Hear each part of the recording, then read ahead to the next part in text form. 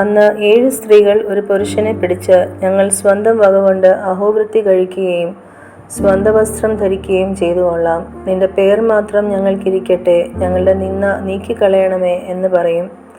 അന്നാളിൽ യഹോവയുടെ മുള ഭംഗിയും മഹത്വമുള്ളതും ഭൂമിയുടെ ഫലം ഇസ്രായേലിലെ രക്ഷിതഗണത്തിന് മഹിമയും അഴകുമുള്ളതായിരിക്കും.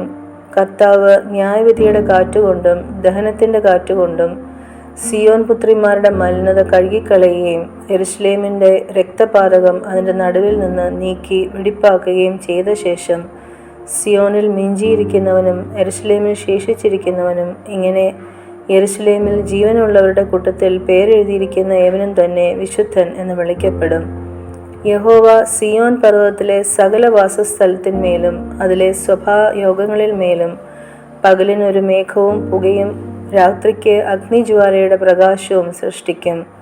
സകല തേജസ്സിനും മീതെ ഒരു വിധാനം ഉണ്ടായിരിക്കും. പകൽ വെയിൽ കൊള്ളാതിരിപ്പാൻ തണലായും കൊടുങ്കാറ്റും മഴയും തട്ടാതിരിപ്പാൻ സങ്കേതവും മറവിടമായും ഒരു കൂടാരം ഉണ്ടായിരിക്കും.